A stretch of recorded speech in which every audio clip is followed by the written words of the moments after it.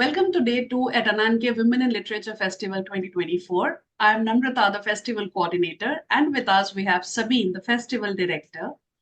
And together we are celebrating the diverse voices of Global South with our 4th edition.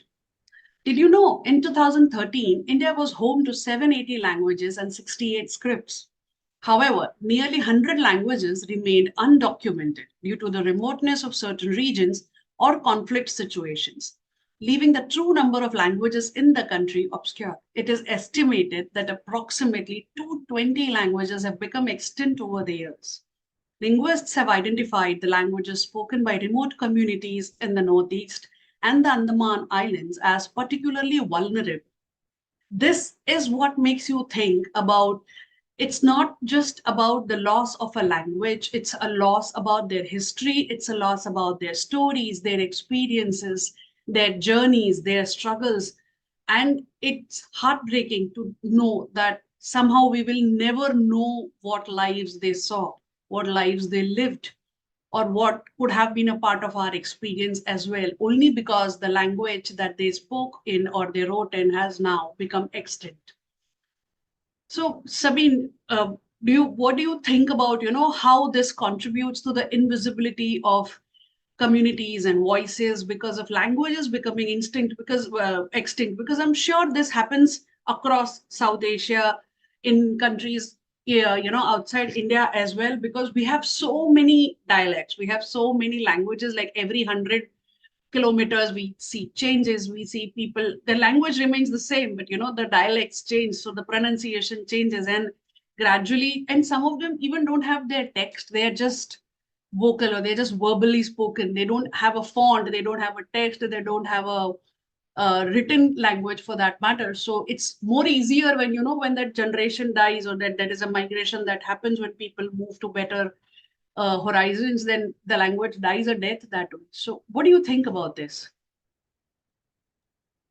So again, a disclaimer first, not an expert, but as a layperson who's into language and communication and literature,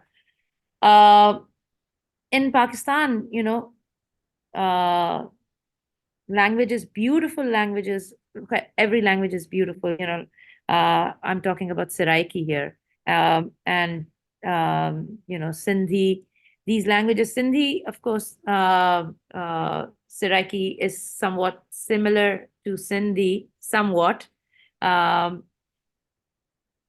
I've heard conversations upon conversations about how these languages are oppressed due to a colonial mindset. I'm taking a different point of view here, and how this oppression comes about in isolating them, and then annihilating them, or we've had conversations with Saraiki friends who have not just been vocal about it, but they're promoting certain languages.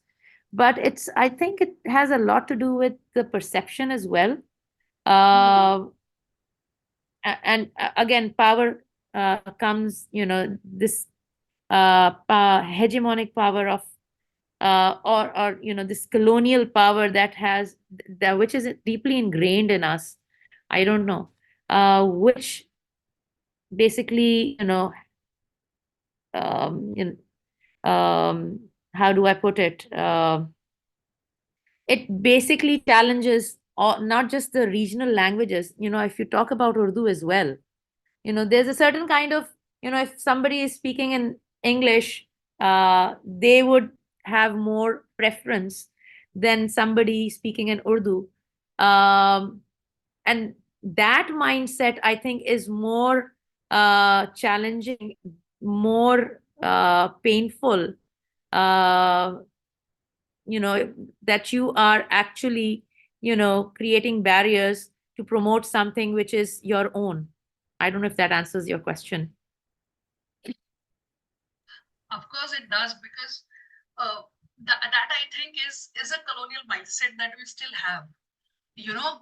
we are embarrassed about our pronunciations. We make fun of people who can't talk English fluently, or who cannot pronounce, or who. And I I know that that comes from such a space of privilege and trying to look down at that colonial mindset where we judge people based on their ability to talk in a language. And it's high time we realize the beauty that we actually have in our languages, in our culture across, because these accents and dialects play a very significant role in shaping our identities. And they also they books and movies can be powerful mediums for storytelling, but they sometimes perpetuate a lot of stereotypes, and this can lead to a lot of negative conclusions. Or so as storytellers, it's very important for us to be mindful of the impact our portrayals can have, and we need to strive for more authentic and inclusive conversations, inclusive stories. And we also need to celebrate the differences that we bring along, because I feel very ashamed to say that, but I grew up outside my hometown, and I learned my mother tongue in my teens. And that too, it was because of a lot of pressure from my father, because one day he just put his foot down and he was like, I'm not answering anything that you ask me except you speak to me in that language. So it was like a forced learning, but it was a very interesting learning, because till then you grow up in a very different state, you see a very different culture, and then that love for languages started there somewhere, after which I learned close to 7 Indian languages, and I'm still learning. I aim to learn more. I keep on adding every 1 or 2 years, but it's just my way, because I try to then read in that language. It's just not about learning how to speak. I try to read, because translations, I don't know, somehow I have that belief that they are the most beautiful way of trying to understand that books and stories, and in their original languages. So last year I learned Urdu. I learned how to read and write, because it was always on my wish list to read Manto and Chuktai in their original writings. So that's how it is, that I find a writer, I find an author, then I read their language, I learn their language. So it's our duty to do that as readers, people as writers, as storytellers, for us to do that. Because if we demand, that's when they'll be encouraged to make those things. That's when publishers will be encouraged to publish such works, or movies will be encouraged to come out in those languages. So Sabine, I wanted And to what share. a journey, Namrata. Yeah, it looks very when I look back, I feel that wow, that this is just took one translated book for me to fall in love with the language, and that's when I just go back for me to find things that way. Yeah. So Sabine, I wanted you to add to this thought, and especially about the marginalization that persists even within the walls of publishing, and how the rich cultural tapestry is lost somewhere in this,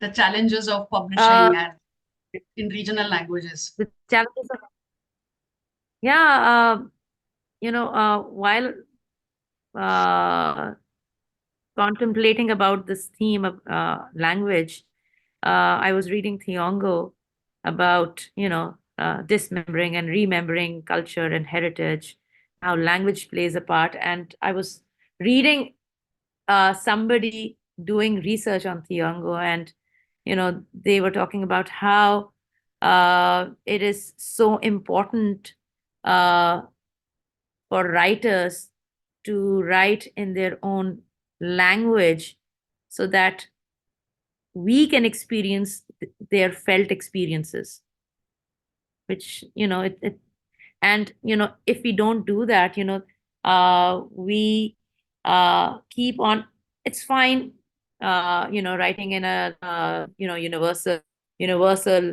language. Why I'm putting it in quotes is, every language should be universal, not just one language. But it's fine. We need to have, we can have like a translated work or whatever, but like you said, when you're reading something in, by somebody in a language, it resonates with you as well. And, their experience is something you can, like Denzel Washington in an interview said, he spoke about Schindler's List, and another movie by, I think, a black director.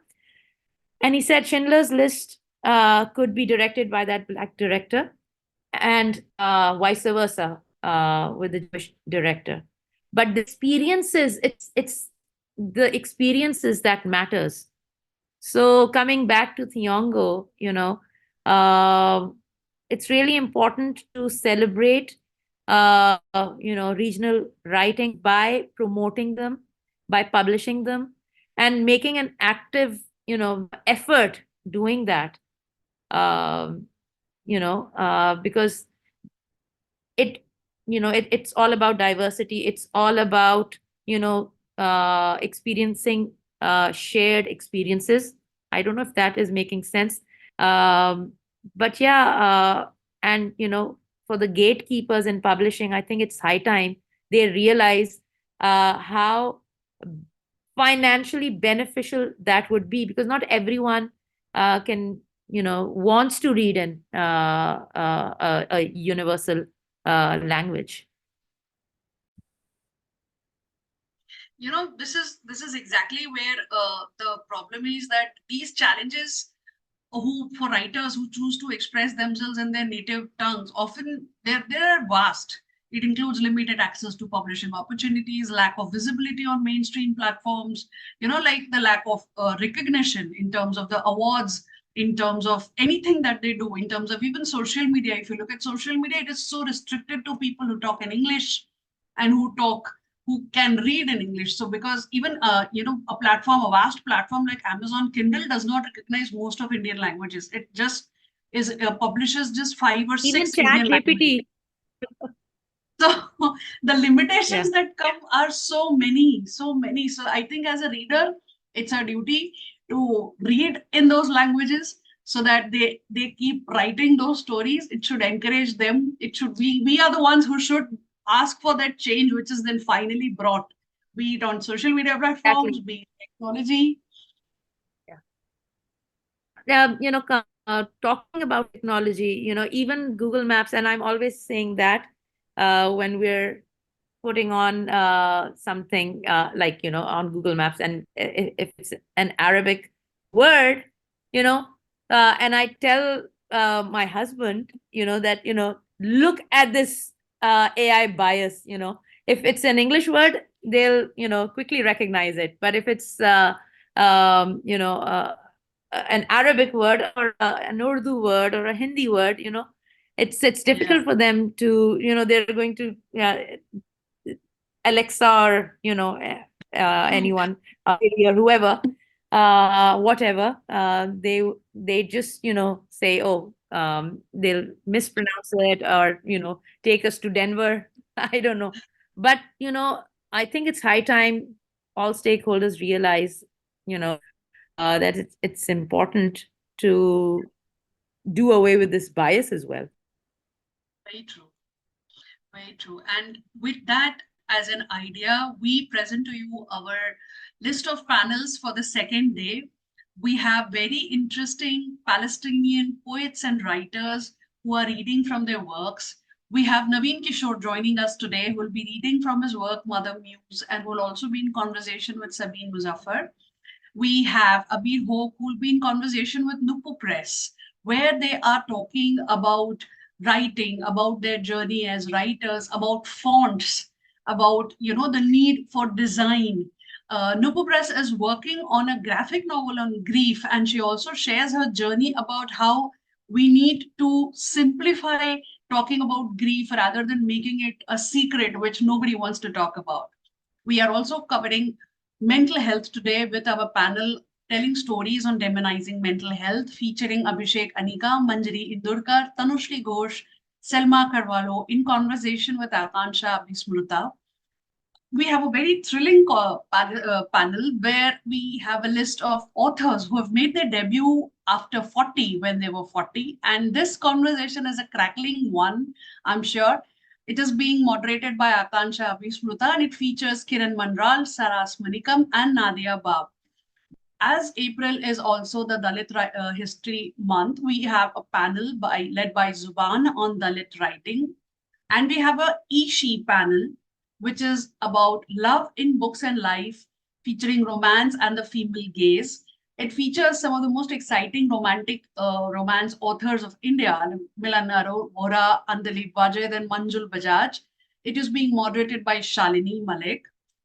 We have an exciting conversations that go on forward to have Eurocentric language of humanitas featuring Mai Al-Nakib, Shasha Akhtar, Tathagata Bhattacharya in conversation with Sabin Muzaffar. And of course, we have a very thought-provoking one, which is remembering of land, culture, and heritage, featuring Bina Sarwar, Zanmaini Ansari, in conversation with Sabin Muzaffar. And lastly, we of course have the panel, which is of historicity of erasure, featuring Anam Zakaria, Ani Zaidi, and Shasha Akhtar, in conversation with Sabin Muzaffar. I hope you all enjoy these conversations, these discussions and readings, and do connect with us tomorrow for our last day as well. Thank you so much.